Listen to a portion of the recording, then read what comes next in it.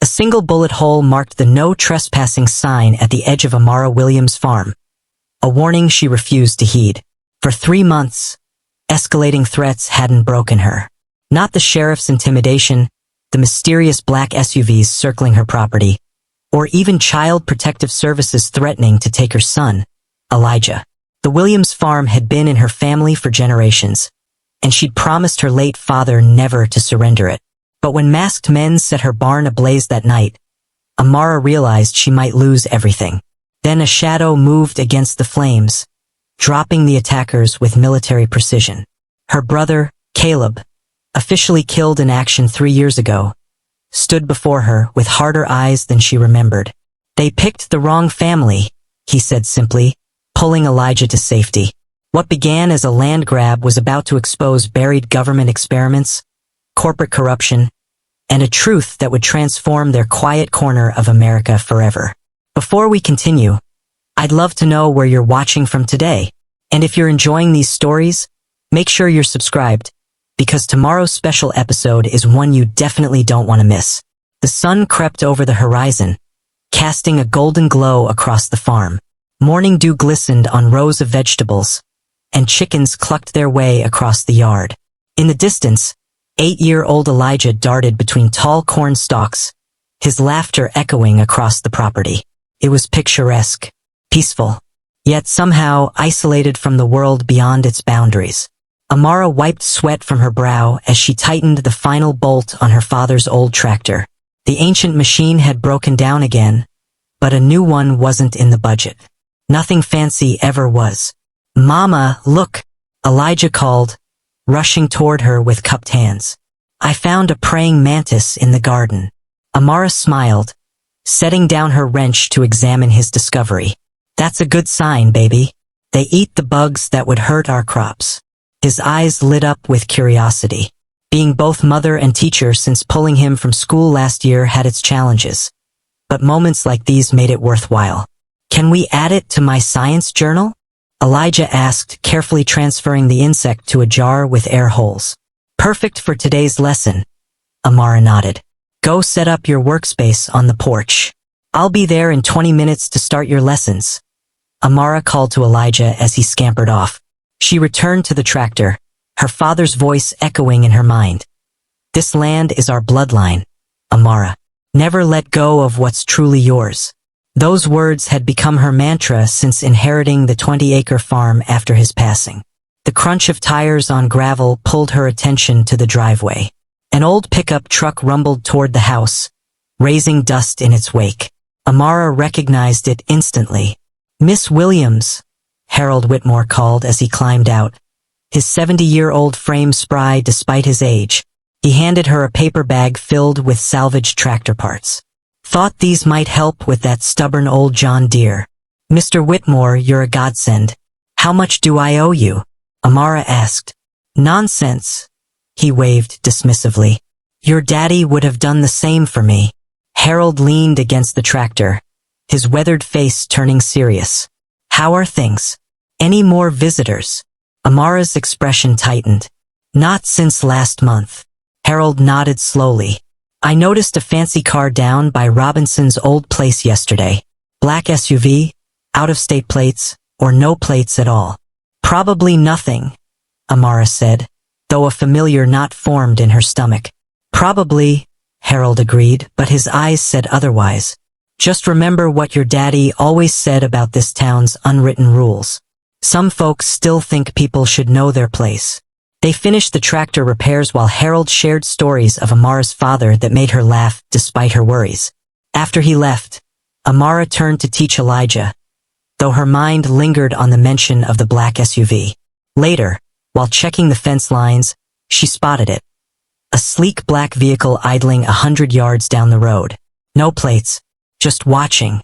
A chill ran down her spine despite the warm spring air. The driver slowly pulled away when she stared back. The next day, Amara loaded her truck with produce for the weekly farmers market. These sales kept them afloat, though barely. "Can I come this time?" Elijah asked, already climbing into the passenger seat. Amara hesitated. His last trip into town hadn't gone well, which was why she started homeschooling him. But keeping him isolated wasn't the answer. Okay, but stay close to me, she said, helping him buckle his seatbelt. At the market, Amara set up her modest stand. Well, look who's here. A woman's voice cut through the noise. Lisa Turnbull, whose family owned the large commercial farm north of town, approached with a tight smile. Amara, honey, still working that little plot of yours? Bless your heart for trying. Business is good, Lisa, Amara replied evenly. People appreciate knowing where their food comes from. Lisa's gaze drifted to Elijah, who was arranging herbs. And how's the boy? Heard he's not in school anymore. Such a shame. He's learning just fine, Amara said, her voice cooling. Top of his class, actually. As Lisa walked away, Amara noticed several people watching the exchange. Some quickly averted their eyes, others whispered behind cupped hands. Mama! Elijah tugged at her sleeve. Can I get water from the fountain?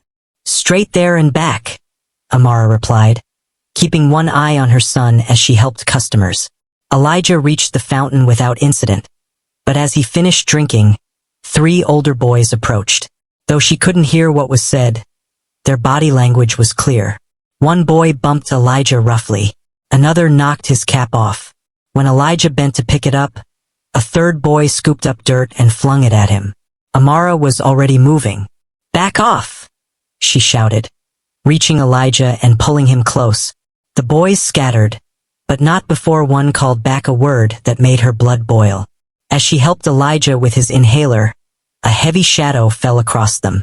Sheriff Dale Horton stood there, thumbs hooked in his belt loops, watching with cold eyes. Problem here, Miss Williams?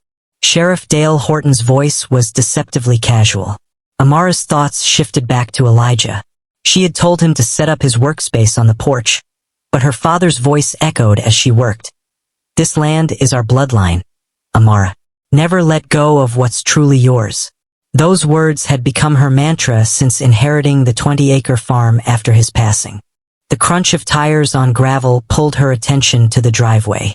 An old pickup truck rumbled toward the house. Amara recognized it instantly. Miss Williams, Harold Whitmore called, climbing out with his 70-year-old frame still spry despite his age.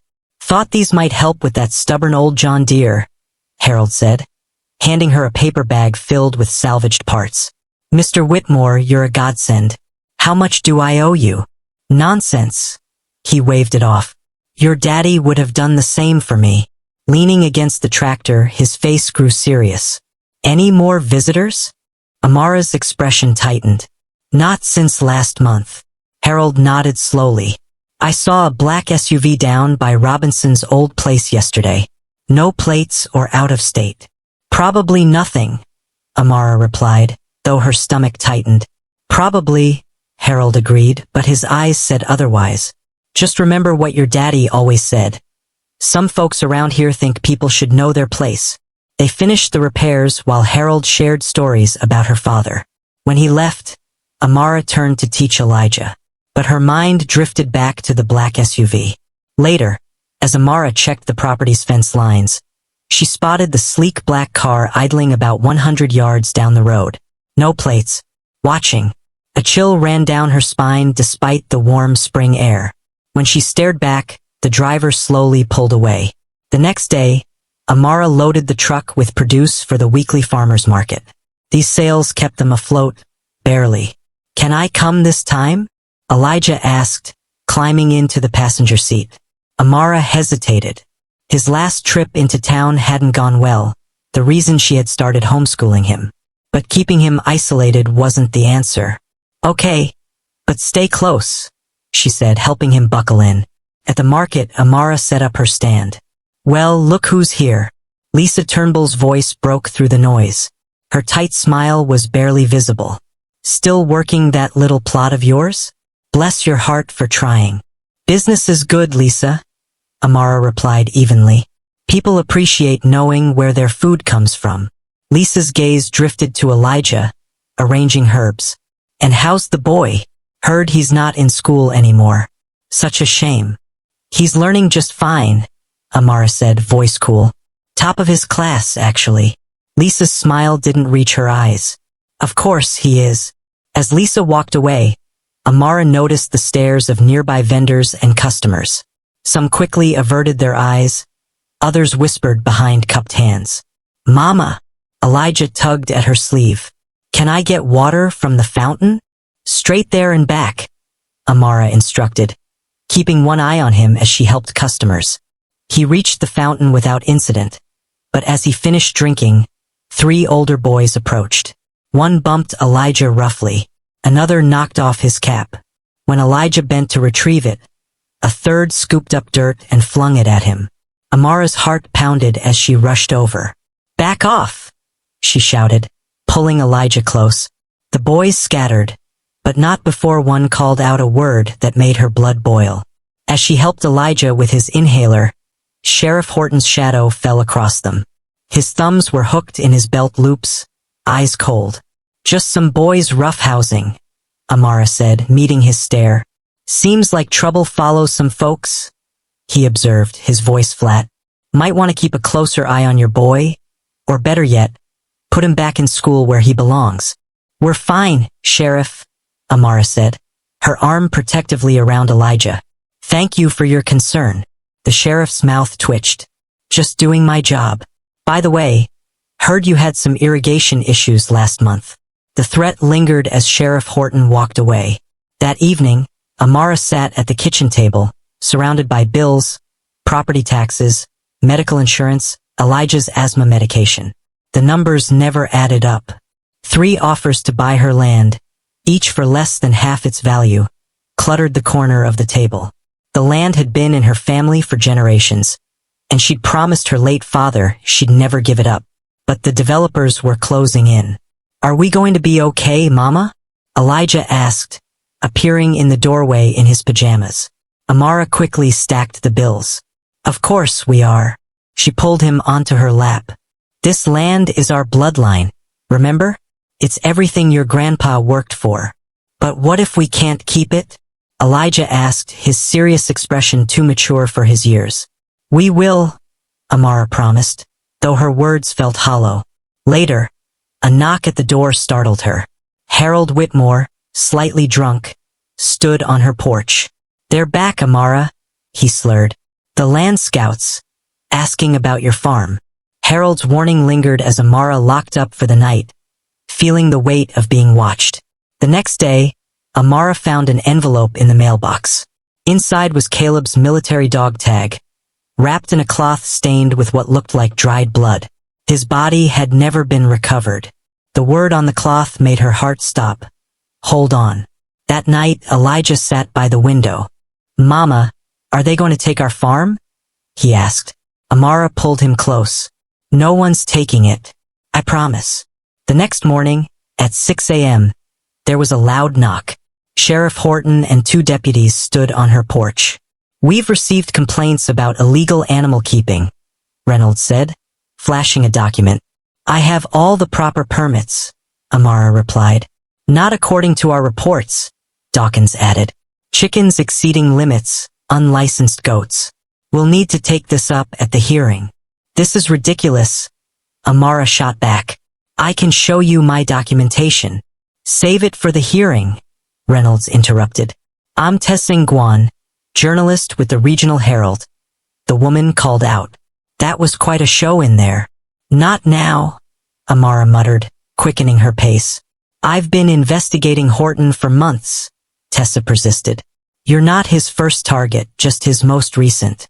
I think we should talk." "Why should I trust you?" Amara asked. "Because I've got nothing to gain by making your life worse and everything to gain by exposing corruption." She handed Amara her card. "Call me when you're ready to fight back." That night, Amara found Elijah sitting alone in the dark. "Hey," she said softly, sitting beside him. "What's going on in that big brain of yours?" He didn't look up. "It's my fault, isn't it?" "What's everything?" "The trouble," he murmured. "If I didn't need my medicine, we'd have more money. If I wasn't sick, you wouldn't have to teach me. If I was stronger." "Stop." Amara pulled him into a fierce hug. "None of this is your fault. Not one bit. You're the best thing in my life, Elijah." He buried his face against her shoulder. Then why is everyone trying to hurt us? Amara didn't have an answer that wouldn't frighten him more. Later, alone in her room, Amara pulled out the latest property offer. Slightly higher than before, but still insultingly low. One signature and their problems could end. They could leave and start fresh. But her father's voice echoed in her mind. This land is our bloodline. She returned the papers to the drawer and signed. The smell of smoke woke her hours later. At first, she thought it was a dream, but the acrid scent grew stronger. Heart pounding, she bolted upright. Outside, flames licked the night sky. The barn, her father's barn, was ablaze. "Elijah!" she screamed, running to his room. He was already awake, eyes wide with terror. "Stay inside and call 911, she ordered, grabbing a coat and rushing outside. The heat hit her like a wall. Through the smoke, she saw shadowy figures running from the far side of the barn. 3 men in dark clothing, their faces masked. "Hey!" she shouted, racing toward them. "Stop!" One turned back, advancing on her, his hand raised. She realized too late he was holding a metal pipe. Before she could react, a darker shadow moved with lethal precision. The attacker crumpled without a sound. The other 2 men froze, then turned to run, only to be dropped by swift, silent blows. Amara stared at the newcomer in disbelief. Tall, muscular, with familiar eyes and a harder face than she remembered. "Caleb," she whispered, reaching out a trembling hand. Her brother nodded once, expression grim. "Told you to hold on." For 3 years, she'd believed Caleb was buried in an unmarked grave overseas. And now here he stood. "Caleb," she whispered again, her voice breaking. But a crash from the barn interrupted her question. The roof collapsed, sending embers spiraling into the sky. In the distance, sirens wailed. "Questions later," Caleb said, his voice deeper than she remembered. "We need to move." Before Amara could respond, Elijah burst from the house, inhaler in hand. He froze when he saw the stranger. "Uncle Caleb?" Elijah asked in a small voice. For the first time, emotion cracked Caleb's stoic expression. "Hey, little man," he said softly. "You've grown." Elijah moved forward cautiously, as if approaching a ghost. When he was close enough, Caleb dropped to one knee, meeting him at eye level. Elijah reached out, touching Caleb's face with trembling fingers. "You're real," Elijah whispered. The sirens grew louder. Caleb rose quickly. "Inside now." Once inside, Caleb moved swiftly, closing the blinds and checking every exit. He moved like a predator, silent and alert. When he joined Amara at the table, she couldn't hold back anymore. "They told us you were dead," she said, tears streaming down her face. 3 years, Caleb. 3 years of mourning you." Caleb's jaw tightened. "In many ways, I was dead. I needed to stay that way to protect you both." "Protect us from what?" Amara demanded. "From the people I crossed paths with during my last mission," he said, glancing toward the flashing blue lights outside. "People who wouldn't hesitate to use my family as leverage. People like the ones trying to force you off this land." "You sent the dog tag," Amara said, the pieces falling into place. Caleb nodded. "When I heard about the trouble here, I knew I had to come. Been watching the farm for 2 days, learning their patterns."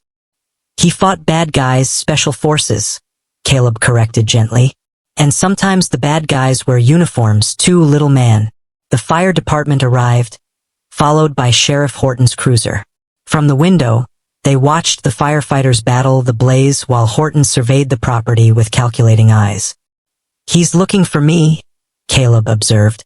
"Those men worked for him." "For the sheriff?" Amara asked, shocked. "Not exactly.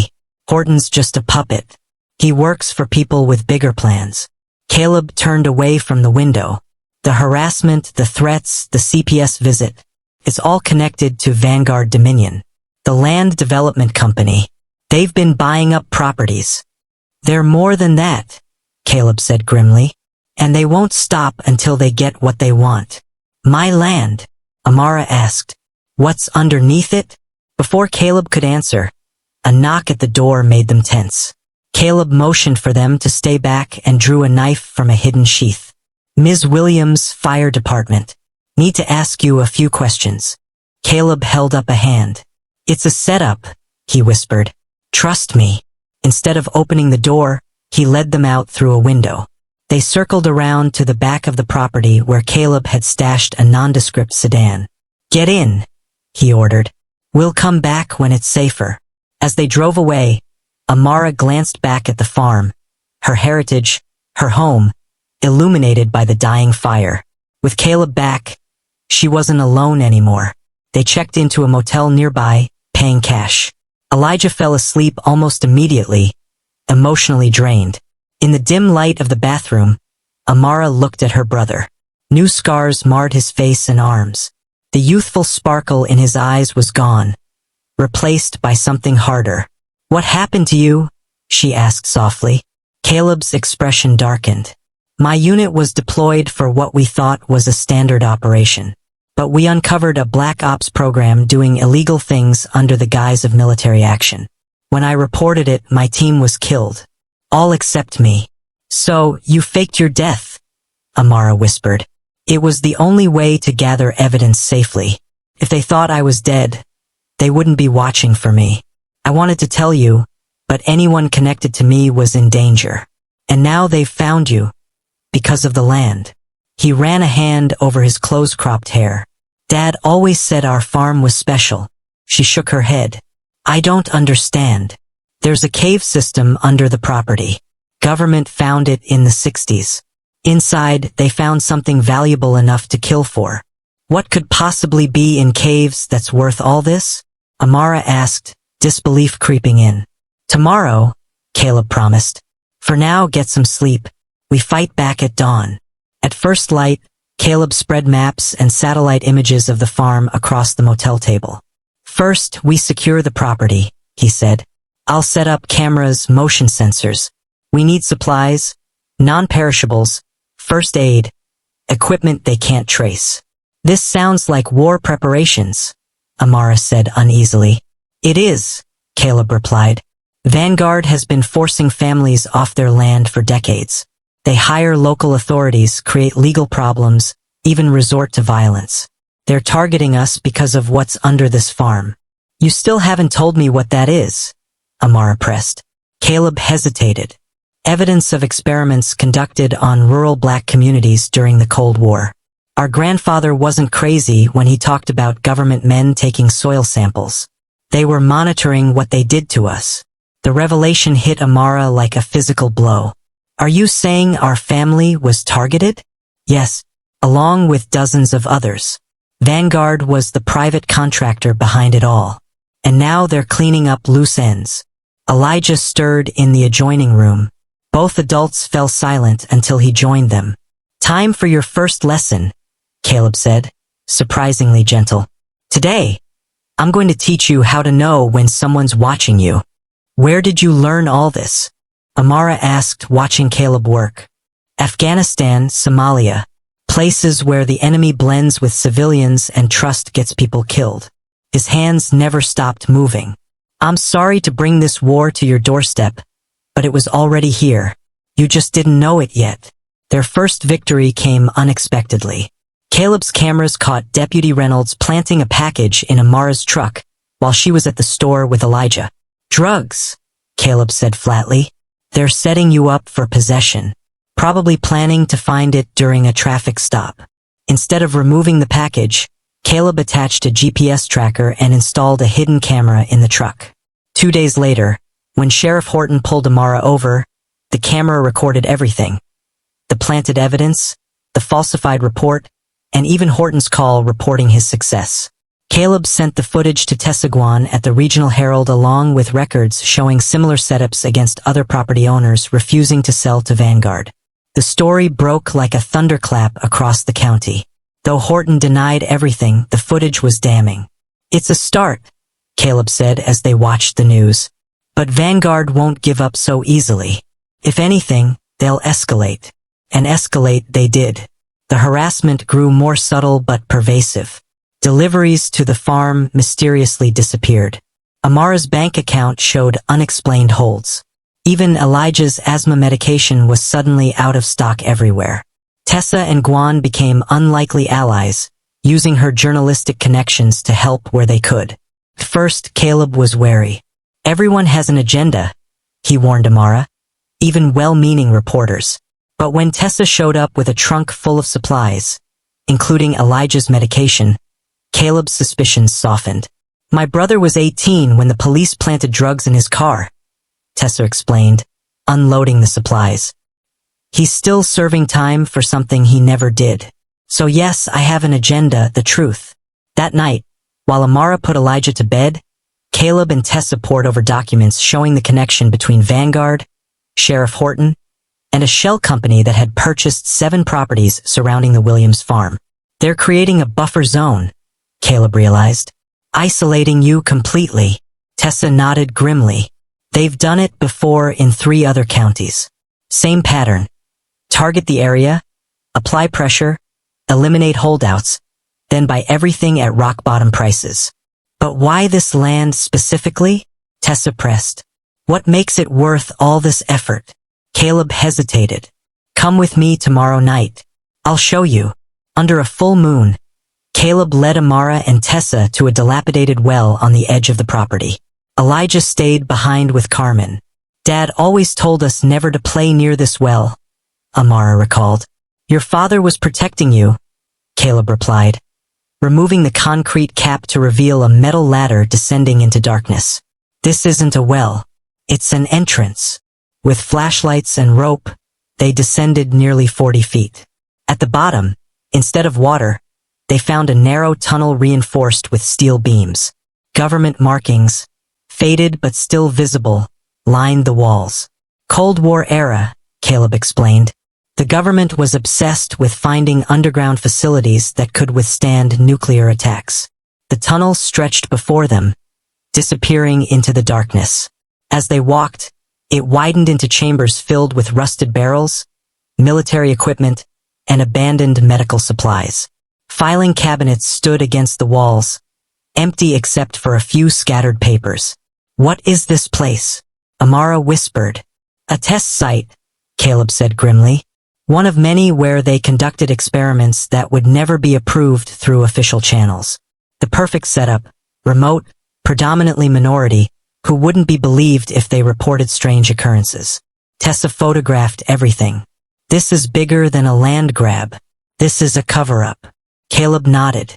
And somewhere in these caves is proof concrete enough to expose it all.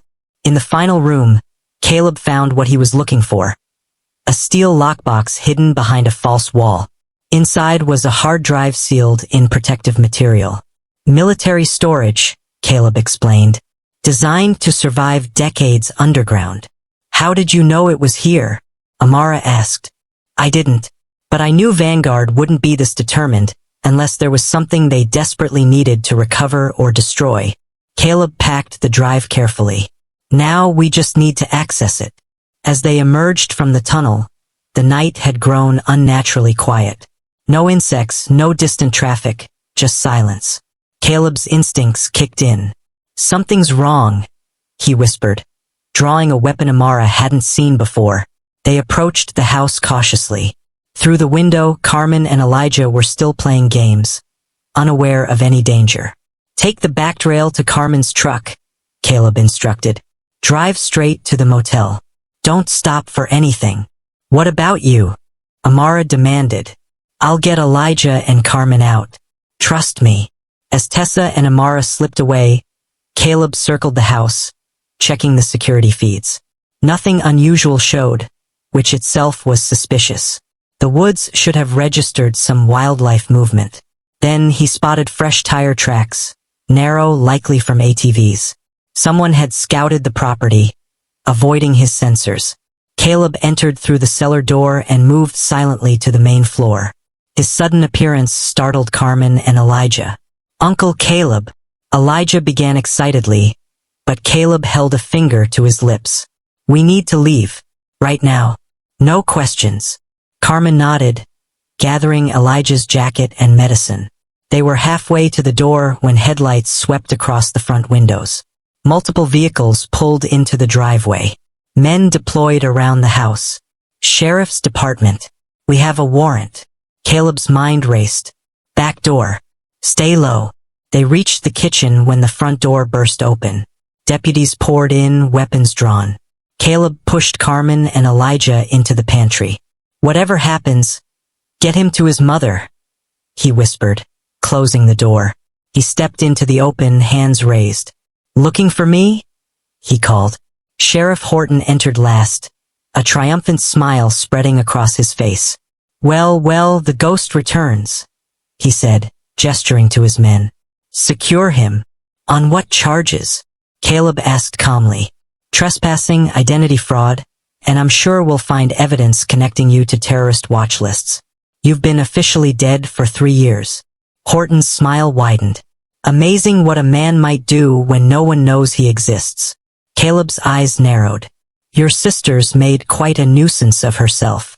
But family loyalty is admirable, even if misguided. Where's the boy? Horton demanded. Safe from you, Caleb replied coldly. Search the house, Horton ordered. Find the kid. As 2 deputies moved toward the kitchen, Caleb acted. With lightning speed, he disarmed the closest officer, using him as a shield. A blur of precise violence followed. 5 deputies lay unconscious. Horton remained standing, weapon steady. Impressive, he admitted, but his eyes were cold. Ultimately pointless. A crash from the kitchen drew their attention. Carmen and Elijah had been found. A deputy dragged Elijah into the living room, holding him tightly. Let the boy go, Caleb said, his voice deadly quiet. Put down your weapon first, Horton countered. The standoff stretched for 3 heartbeats before Caleb lowered his gun. This isn't his fight. Smart choice, Horton said, nodding to the deputy who released Elijah but kept Carmen restrained. Now, Mr. Williams, let's discuss what you found down in those caves.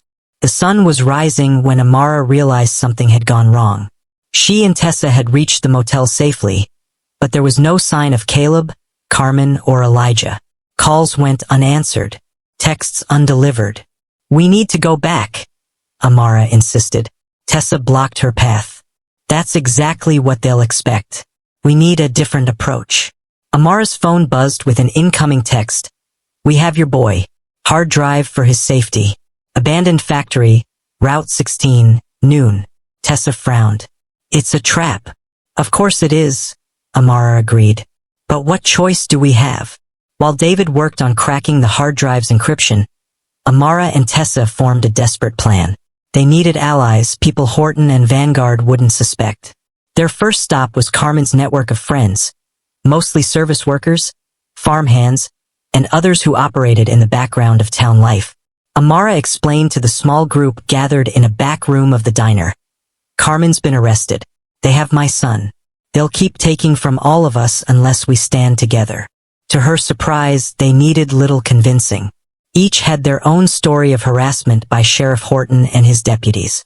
That man gave my brother 6 months for a broken tail light, one woman said bitterly.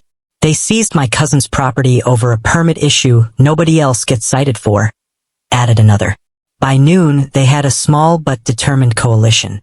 Amara learned Carmen was being held at the county jail on fabricated charges. Elijah was reportedly with Horton at the abandoned factory, the meeting point for the exchange. As Amara prepared to leave, David called with unexpected news. I've accessed part of the drive. It's worse than you thought. The government tested experimental compounds on specific communities, mostly minorities, tracking effects across generations. My father always said the land made people sick, Amara murmured, recalling the heavy rains and rising water. The compounds are still there, David continued. Vanguard wants the land, not for development, but to contain evidence.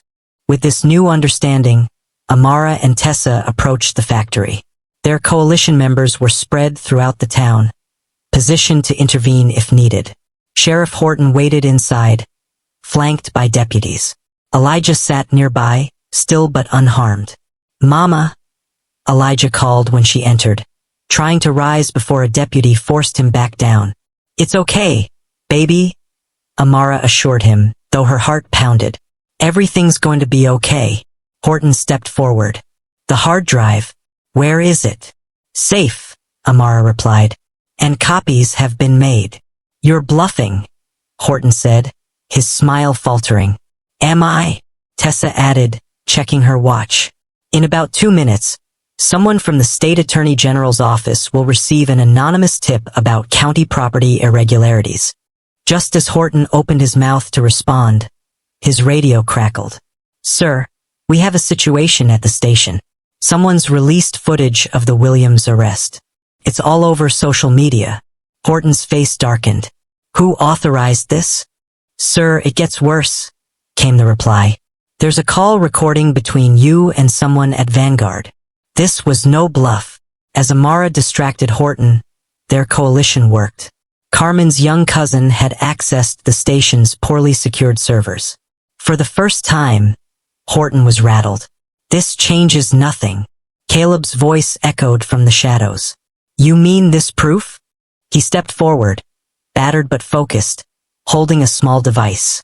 While your men were processing me, I had a chat with a Vanguard exec. Recorded everything. Horton's hand moved toward his weapon, but Caleb's warning was swift. Don't. There are a dozen cameras streaming live. Make the wrong move and the whole world sees it. Horton hesitated, just long enough for Caleb to approach Elijah and guide him toward Amara. Take him outside, Caleb instructed, never taking his eyes off Horton. Tessa followed them outside, while Caleb stayed behind. I need a private word with the sheriff about what I found in those caves. Outside, Amara held Elijah tightly, breathing in the scent of his hair. Did they hurt you? No, Elijah replied. But they said bad things about you and Uncle Caleb. They said our land was poisoned. There's some truth to that, Amara admitted. But it's more complicated than they made it sound. Elijah pulled a worn journal from his pocket. I found this in the attic last week. It belonged to great-grandpa. Amara flipped through the journal, filled with meticulous observations and warnings. He knew, she whispered. All this time, the answers were in our own house. Caleb emerged from the warehouse, grim but satisfied. Horton won't be a problem anymore. Back at the motel, they gathered around David's laptop as he showed them what he'd recovered from the hard drive. Decades of classified reports, experiments disguised as agricultural programs, health effects monitored without consent, and generations of data on unsuspecting families. They targeted communities that wouldn't be believed, Tessa said bitterly. Places where complaints were dismissed as paranoia. My father suspected something, Amara said, clutching the journal. That's why he kept the land for evidence. And now we have it. Caleb nodded. Enough to expose Vanguard Dominion and everyone connected. As night fell, they formed a plan. The evidence needed to be protected and distributed. Carmen would need legal help, and they had to prove the current danger posed by the contaminants in the soil. Elijah suddenly spoke up. There's another way into the cave system. Great-grandpa's journal shows a map, Elijah said, surprising everyone. There's an entrance by the old lightning-struck oak tree. The next day, Caleb and Tessa explored the second entrance to the underground complex. What they found exceeded their worst expectations. Modern equipment and evidence that someone had been monitoring the site recently. This isn't just a historical cover-up, Tessa realized, photographing everything. They're still using people as unwitting test subjects. When they returned to the surface, Caleb was furious. Tomorrow we take the fight to them. No more defense. Vanguard has controlled the narrative long enough. That night, as Amara tucked Elijah into bed at the motel, he asked, Are we ever going home again? She smoothed his hair. I don't know, baby. The farm. It might not be safe anymore because of what's in the ground. Elijah thought for a moment. Then we'll make a new home somewhere they can't find us. Amara kissed his forehead. Get some sleep. Tomorrow's going to be a big day. In the next room, Caleb methodically cleaned a weapon as Tessa compiled their evidence. They'll come with everything they have once this goes public, she warned. Let them, Caleb replied quietly. They came for the wrong family. 3 days had passed since the confrontation at the factory. Today, they would take the fight directly to their enemies. Are you sure about this? Amara asked, watching Caleb check his equipment. All non-lethal but effective, Caleb said. We've passed the point of caution. They've shown their hand. Now we show ours. Their plan began with coordinated disruptions. At 8 a.m., the power to the sheriff's department mysteriously failed. Backup generators refused to start, communications were filled with static, and computer systems crashed. Mr. Whitmore played his part, delivering coffee to the deputies with a sympathetic smile. Caleb led a small team to the county jail, bypassing the main entrance with codes from Carmen's cousin. Carmen, surprised, grinned when her cell door opened. Took you long enough, she said. We've got 3 minutes before the cameras come back online, Caleb replied, handing her a change of clothes. They slipped out through the laundry room, leaving a simple note on the guard's desk. Justice. Meanwhile, Tessa's expose on Vanguard Dominion had gone live, linking the corporation to land grabs nationwide. By morning, it was trending, drawing attention from state officials and civil rights groups. The governor's office promised an investigation. Sheriff Horton's world was crumbling. His phone rang constantly, reporters, angry citizens, officials demanding answers. When he picked up, a voice on the other end snarled, "You've failed me, Sheriff." "It's not over," Horton replied. "No, it's over." The senator's voice was cold. "Clean it up. All of it." Desperate, Horton gathered his most loyal deputies. "We're executing the warrant at the Williams farm tonight. Full tactical response." "Sir, with all the attention on us." Deputy Reynolds began, but Horton cut him off. "Exactly. While they're distracted, we seize the property, secure the caves, and destroy the evidence." "The family?" another deputy asked. "They've been deemed domestic terrorists." Horton's face darkened. "We respond accordingly." Caleb had anticipated this. While Carmen recovered at a safe house, Caleb, Amara, and trusted allies fortified the farm. "They'll come from the main road," Caleb said, pointing to a hand-drawn map. "They'll secure the house first, then spread out." "What about Elijah?" Amara asked, worry in her eyes. "He stays where he is," Caleb said firmly. "This is no place for him tonight." As darkness fell, they took their positions. Mr. Whitmore and 2 other elderly farmers parked their trucks on country roads to monitor approaching vehicles. Carmen's network of friends established a perimeter of watchful eyes. Amara surveyed the farm, now a battleground. "Dad would never have believed this," she murmured. "I don't know," Caleb replied. "He always said this land was worth fighting for. Just didn't know how literal that would be." At 11:42 p.m., the warning came. Multiple vehicles approaching, lights off. Sheriff Horton led the convoy, 12 armed deputies, parking half a mile out and advancing on foot. Their first sign they'd been anticipated was Caleb's perimeter alarms. "Simple but effective," Reynolds whispered. "They know we're coming." "It doesn't matter," Horton replied. "We outnumber them." What Horton didn't know was that Caleb had spent years preparing for situations like this. The farm had been fortified with the same precision as a military base. As the deputies advanced, they encountered obstacles. Hidden pits, noise traps, and even sprinklers rigged to spray a mix of water and farm chemicals. Deputies coughed, eyes streaming. "What the hell is this?" one asked. "Keep moving," Horton ordered. By the time they reached the farmhouse, it was dark and seemingly deserted. Horton ordered a breach. The front door splintered under a battering ram, and deputies poured in. Only to find empty rooms, no people, just battery-powered speakers blaring deafening sirens. Outside, Caleb's counterattack began. Flashbangs, high-powered spotlights, and smoke canisters disoriented the deputies. Panic spread. 3 men retreated. 2 got lost in the smoke. Amara, watching from the corn silo, saw her brother dismantling the operation. When the smoke cleared, 7 deputies had fled. The remaining 5, including Horton, were surrounded by farmers and townsfolk with pitchforks and shotguns. "This ends now," Caleb said, stepping from the shadows. Your backup isn't coming. Your communications are jammed, and every second of this is being recorded for the world to see. Horton raised his weapon, but before he could act, state police vehicles appeared, lights flashing. The governor's investigation, fueled by Tessa's reporting and the evidence from the hard drive, had moved quickly. As Horton was taken into custody, he spat, "You have no idea what you've done. Vanguard doesn't lose. They'll send others." Caleb leaned in close. "I'm counting on it." During the chaos, one of Horton's deputies managed to slip away. Using a hidden satellite phone, he delivered a message. Operation compromised. Williams Farm secure, requesting cleaning team. In Washington, Senator Grayson received the message and made a call. Implement the contingency plan immediately. By morning, news crews flooded the Williams farm.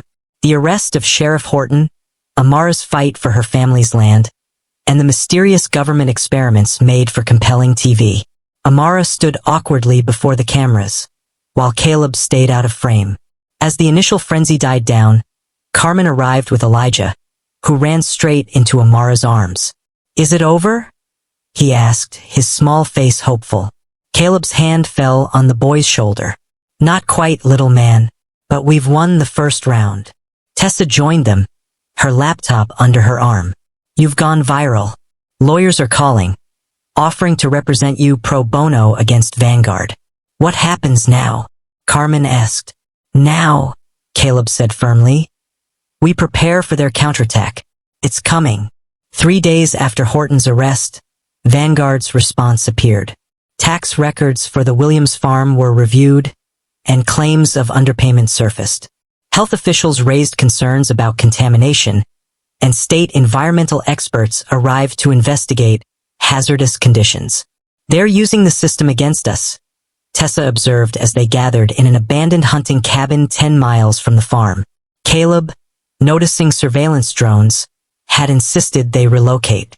"When brute force fails, they use bureaucracy," he said.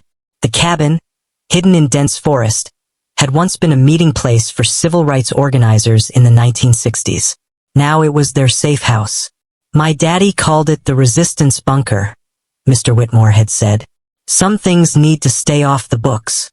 Now, maps and documents covered every surface, and David had set up secure communication equipment. They were ready for the next fight. "They can't seize the land now," Amara said, studying their options. "There's too much public attention." "No, but they can make it uninhabitable," Carmen replied. "Force an evacuation until people forget about us." Mr. Whitmore arrived with bad news. "Military types in town, private contractors asking questions about you all." Caleb's expression hardened. "How many?" "At least a dozen. More arriving. They showed me a picture of my grandson. Said they could bring him home safe or not." "They're threatening your family," Amara said softly. Whitmore nodded, ashamed. "I didn't tell them anything, but I can't say what I'll do if they push harder." Caleb placed a hand on his shoulder. "We understand. It might be better if you don't know our next moves." After Whitmore left, the tension in the cabin was palpable. "Can we trust him?" Carmen asked bluntly. "Trust isn't binary," Caleb replied. "He's between loyalty and family.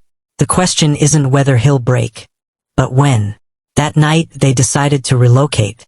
Caleb, Amara, and Elijah would head deeper into the forest, while Carmen returned to town to gather intelligence. Tessa and David would take the hard drive to a secure location. Just after midnight, headlights cut through the trees. Vehicles surrounded the cabin. Radio chatter indicated a full tactical team. "They found us," Caleb said, moving into defensive mode. "Whitmore. He wouldn't," Amara protested. "He did what any grandfather would do." Caleb's voice was steady. "Carmen, Tessa, take the South Trail with the evidence. We'll create a diversion." Carmen hesitated. "You'll be captured." "No, we won't," Caleb replied. What followed was a masterclass in evasion. While their allies escaped, Caleb led Amara and Elijah through a hidden tunnel beneath the cabin to a ravine. They moved with practiced efficiency, using the terrain to their advantage. Behind them, the tactical team breached the cabin, finding only cold coffee cups and a crude drawing of a middle finger. Caleb's parting message. The pursuit was relentless. Helicopters joined at dawn, thermal imaging scanning the area. Dogs tracked their scent to a stream where Caleb had them wade through water for half a mile before emerging on rocky ground. By mid-morning, they reached an abandoned firewatch tower. Caleb surveyed the area through binoculars. Vanguard's private security, military training, standard search pattern. How long can we keep running? Amara asked, watching Elijah sleep, exhausted. We're not running, Caleb corrected. We're leading them away from the others. They spent hours playing cat and mouse. Caleb used every evasion technique from his special forces training, controlled fires, noisemakers, false trails. As dusk approached, they found temporary shelter in a cave. Elijah's breathing grew labored from exertion, his asthma aggravated. We need to get him medication, Amara whispered. Caleb nodded, grim. I know, but we can't risk a pharmacy. When Elijah's condition worsened, Caleb reluctantly used their emergency phone to contact Carmen. We need help, he admitted. Elijah's asthma. How fast can you reach us? Carmen responded immediately. 2 hours max. True to her word, Carmen arrived with Elijah's medication and surprising news. Whitmore's dead. What? Amara gasped. Official story is suicide, but no one believes it. He left a letter for Tessa. Carmen handed Caleb a sealed envelope. He knew they'd force him to betray you. Did it on his terms. Inside was a map of the county records office and a note. Follow the money to 1963. The real ownership records. As Elijah recovered, Carmen shared her findings. State agencies were backing off the farm, not out of goodwill, but because Senator Grayson had directly intervened, claiming jurisdiction for a federal task force. It's a cover-up, Carmen explained. They'll declare the area a hazardous waste zone. No access, no investigations. Amara's heart sank. So we lose either way.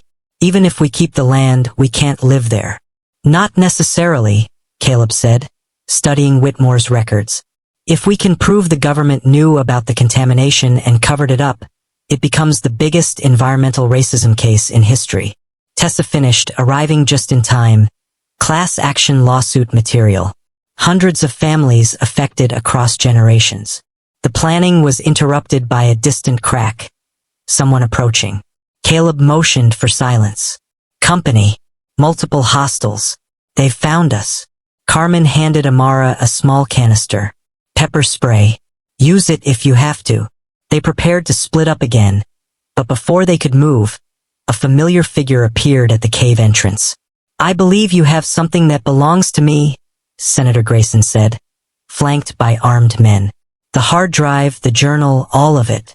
Now. Caleb moved with blinding speed, disarming the nearest guard, but stopped when another man pressed a gun to Elijah's head. Enough heroics, Grayson snapped. You've become a significant irritation, Mr. Williams. Your sister refused reasonable offers. You exposed operations that served national security. All for what? A worthless piece of contaminated land. Grayson scoffed. Not worthless to us, Amara replied defiantly. That land is our heritage. Heritage? Grayson sneered. Do you have any idea what's in those caves? The compounds we developed there have protected American interests for decades. Sacrifices were necessary. Human sacrifices, Tessa added bitterly. Black and brown bodies used as test subjects. Grayson shrugged. History is full of necessary evils. Now the evidence. All of it. As Caleb reached for his pack, a commotion erupted outside. Shouts, gunfire, then silence. A new voice called from the entrance. Federal agents, lower your weapons.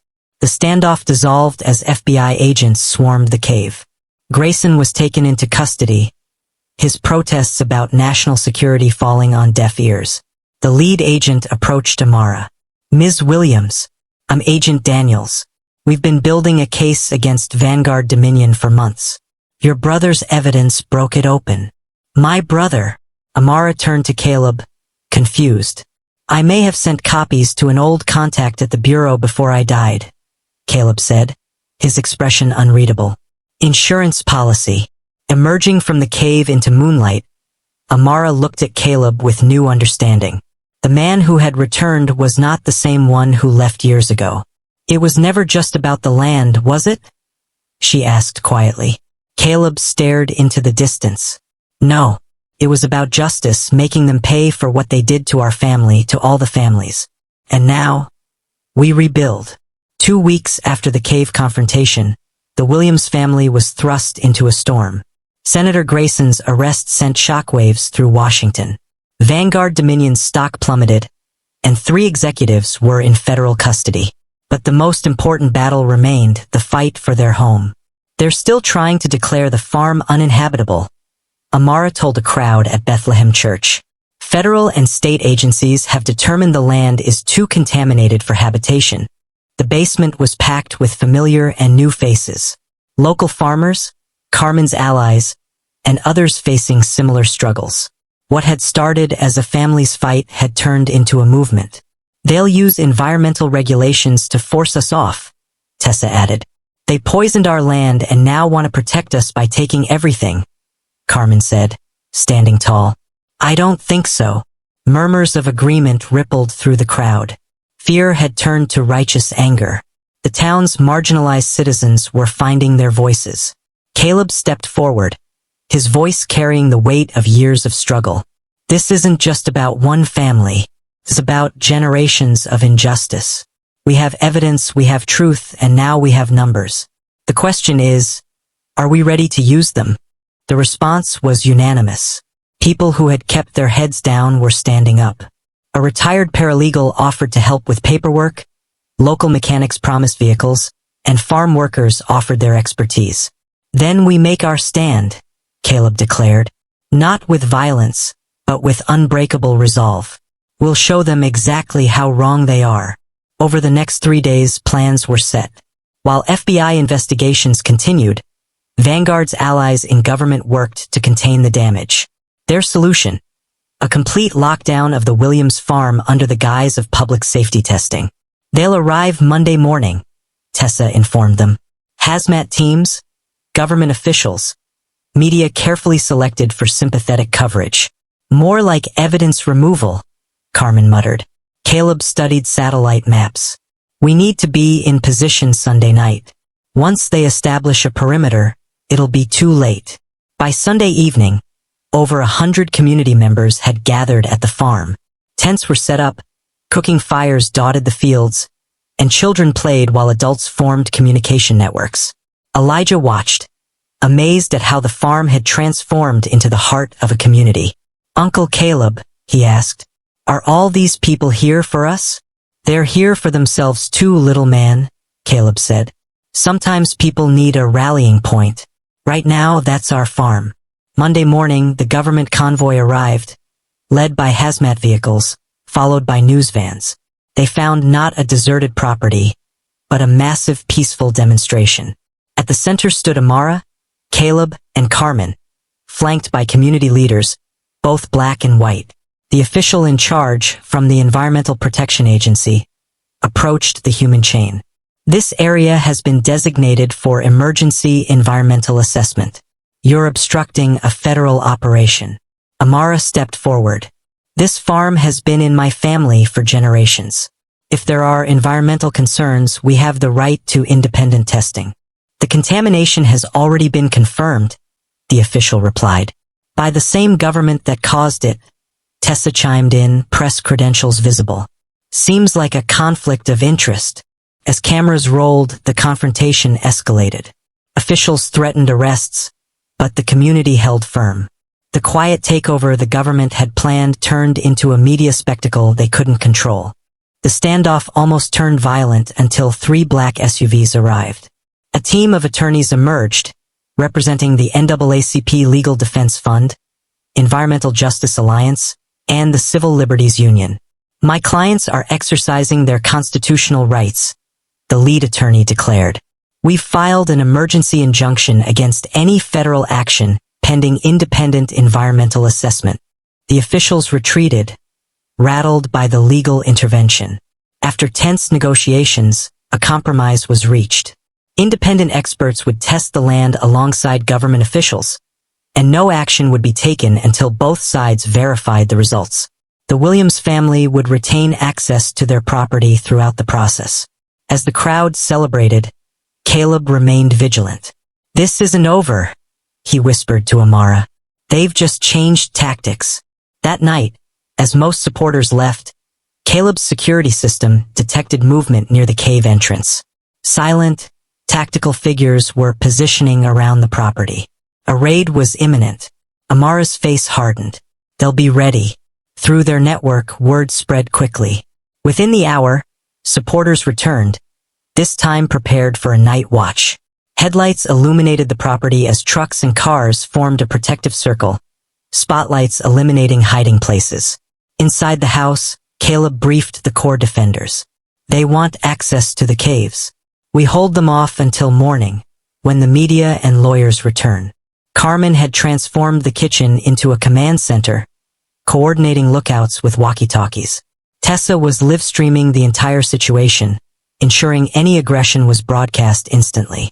The raid came at 2:17 a.m., a coordinated push from multiple directions.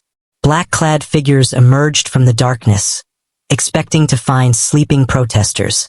Instead, they were met by a farm ablaze with light. "Federal agents," they announced, but their lack of identifying markings betrayed them. Caleb recognized the tactics. "Vanguard contractors," he said. "Last-ditch effort to secure the site." What followed was anything but the easy operation they'd planned. Resistance came at every turn. Bodies locked in human chains, cameras recording, witnesses ready to document every move. When they approached the cave entrance, they found it blocked by a line of people 3 rows deep. The commander, frustrated by the resistance, made a fatal mistake. He ordered his men to use force.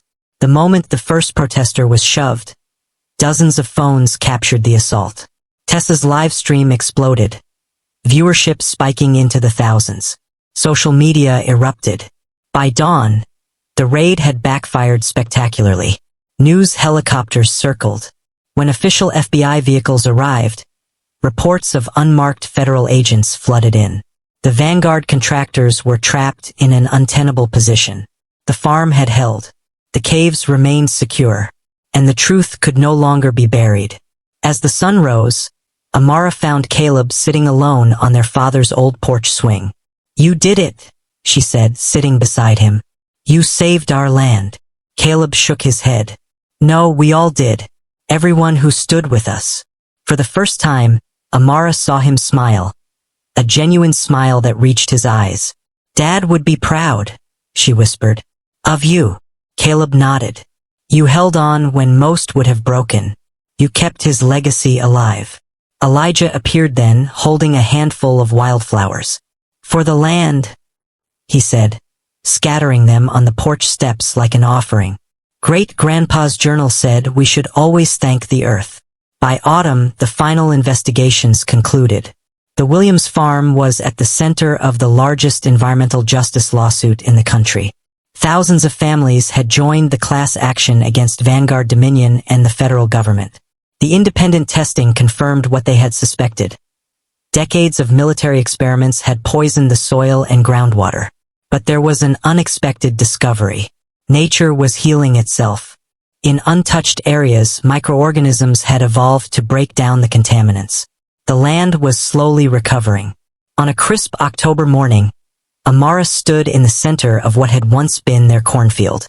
Now it was a memorial, a place for the victims of the environmental disaster.